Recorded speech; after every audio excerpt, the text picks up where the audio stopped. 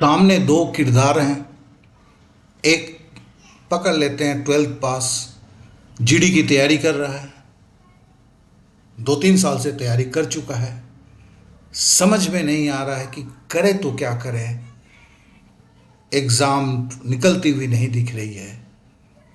दूसरा महाशय उम्र 28 हो चुका है, ग्रुप डी की तैयारी कर रहे हैं, खिड़की से सामने देख रहे हैं और निराशा ही है। ग्रुप डी इस बार भी नहीं हुआ। करें तो करें क्या। तो मेरे ये दो किरदार हैं।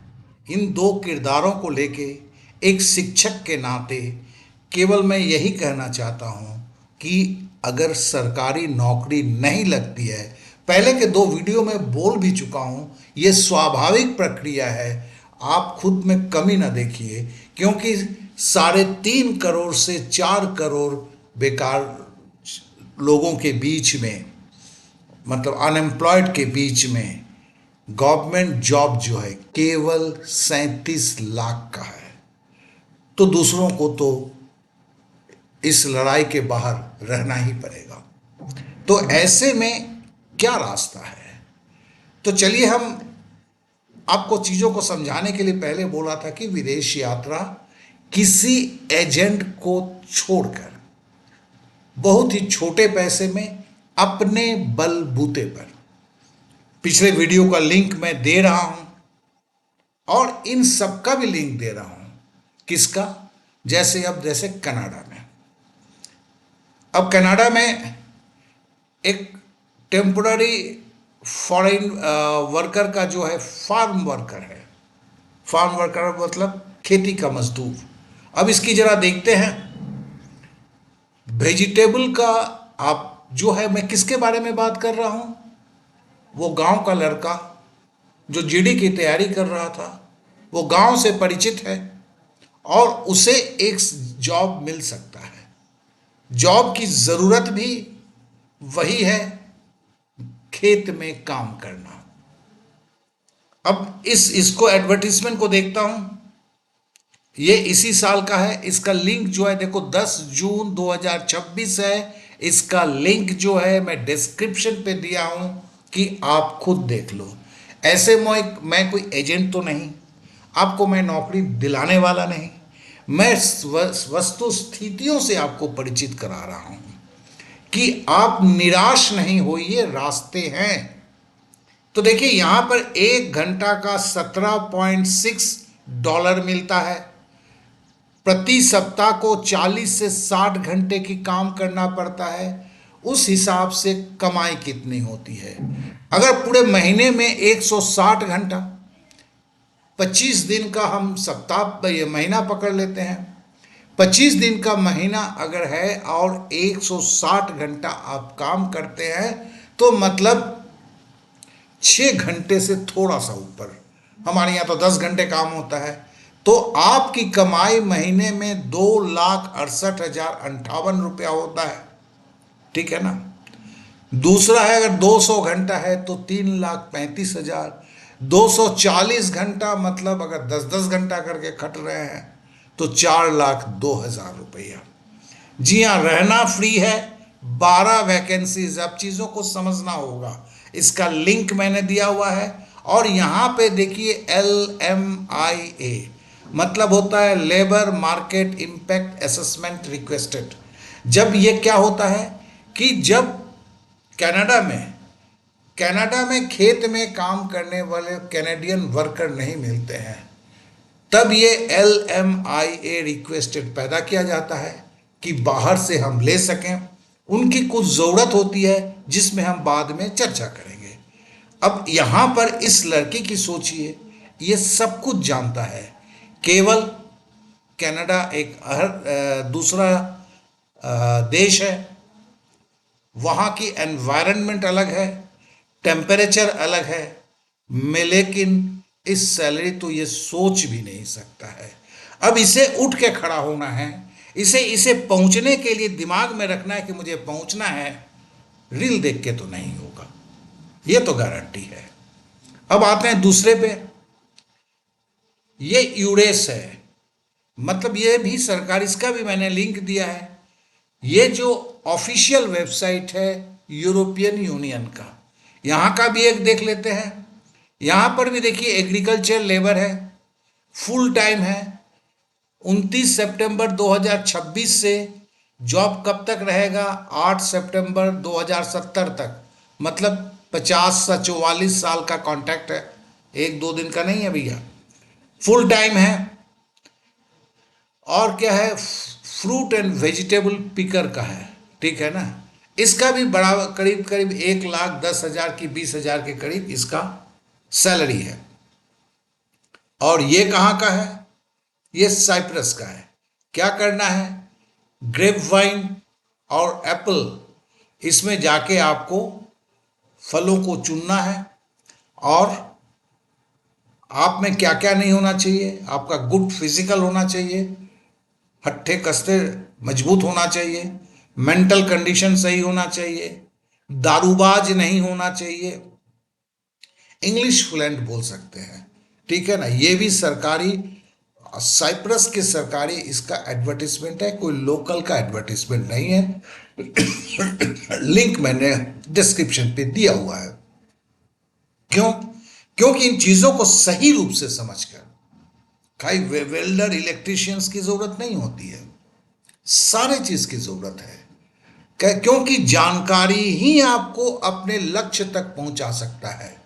अगर चाहेंगे कि दूसरे लोग जानकारी को आपको वो सुविधा दें, तो आपको जेब से पैसे खर्च करने होंगे, वो 5 से 10 लाख रुपए होते हैं। और उसी जानकारी को अगर आप अपने में समेट लेते हैं अपने मेहनत से, तो आप इस 5 से 10 लाख रुपए का बचत करते हैं। मैं इसी बात को समझाना चाहता हूं, नौकरी तो बाहर है ही है। अब फिर वही बोलता हूं, यही चीज को देखने की कोशिश करता हूं। मैं अगर सोचता हूं तो ये लड़का तो इस जॉब के लिए फिट है, केवल उसे जानकारी होना चाहिए। और जानकारी के साथ साथ अब एक एग्रीकल्चर वर्कर का जो है, इसको बोलते हैं फ्रूट एंड वेजिटेबल पिकर बोलते हैं। अब देखिए, ये क्रोएशिया में भी है, पोलैंड में भी है, आपका फ्रांस में, जर्मनी में, सब जगह है एग्रीकल्चर का। और इनका जो SMIC मतलब है कि अभी स्टैंडर्ड हर दिन का वेज के हिसाब से, हर दिन की मजदूरी की और महीना के हिसाब से, अभी जो है फ्रांस जर्मनी का 2,530,000 रुपये। तो उस GD की तैयारी करने वाले लड़के के लिए, और उसमें भी क्या है, फ्री एकोमोडेशन, फ्री एकोमोडेशन, खाने का भी है ना, वो भी थोड़ा बहुत हो जाता है। नहीं तो इतना मिलता है, कितना घर में भेजोगे बाबू, कुछ तो वहाँ अपने लिए भी खर्च करोगे। और यहां तक कि मैरिज, बहुत सारी चीजों को मैं आगे बताने वाला हूं। तो क्या करना है, फील्ड्स और ग्रीन हाउस में काम करना है, फसल को तोड़ना है, पैकिंग करना है और बीज को रोपना है, जो आप सब करते हैं, जो भी गांव में है, जो भी खेती बाड़ी का काम होता है, सबको पता है। और सबसे बात करता हूं, इसमें फ्री एकोमोडेशन रहने का जो है वो फ्री रहता है। तो इसे आप समझे अच्छी तरह। अब देखिए, मैंने जो बोला था 2,530,000 रुपया, ये देखिए इंटर प्रोफेशनल मिनिमम वेजेस है, SMIC बोलते हैं, जो 2026 की है। 2026 में ग्रॉस आवरली 12 यूरो करके देना है, महीने का 1,823 जो है वो 151.61 आवर्स, मतलब 150 घंटा पूरे महीना में काम किया जाता है। अब देखो 30 दिन का है, 150 घंटा मतलब हर दिन का 5 घंटा, 25 दिन का होता है तो 6 घंटा। तो 6 घंटा का काम है भैया, 6 घंटे के काम में 2,530,000 रुपया। और मैं आपको ये बता रहा हूं, मैं कोई एजेंट नहीं हूं ना कुछ हूं, मैं इन चीजों से आपको अवगत कराना चाहता हूं कि आपके आंखों के सामने जो निराशा है, आप जानिए, समझिए कैसे करना है, एक एक चीज को समझिए और इस बंधन को तोड़ डालिए, जी लीजिए अपनी मर्जी।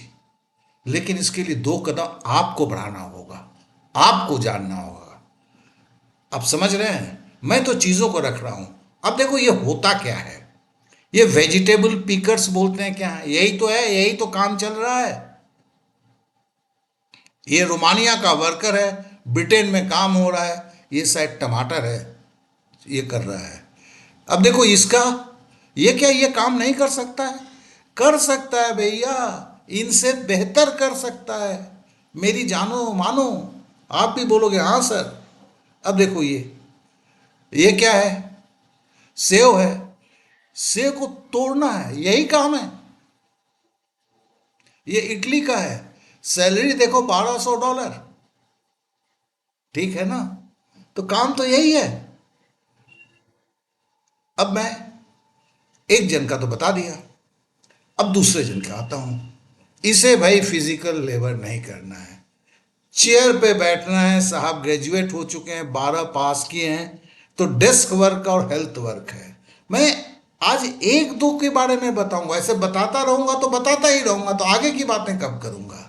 अब इनका देख लेते हैं कुछ बातें। अब एक में care giver, elderly care assistant. Care giver मतलब सहायता करना, बुजुर्गों को सहायता करना, उन्हें जिंदा रहने के लिए।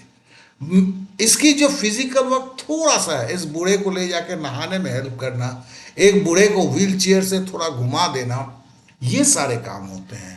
कौन से मेडिसिन, तो देखो इसके लिए एक कोर्स होते हैं, नर्सिंग असिस्टेंट, ये असिस्टेंट वाला काम है, ठीक है ना? इसकी ओवरसीज में भयंकर डिमांड है, पूरा नहीं हो पाता है भैया।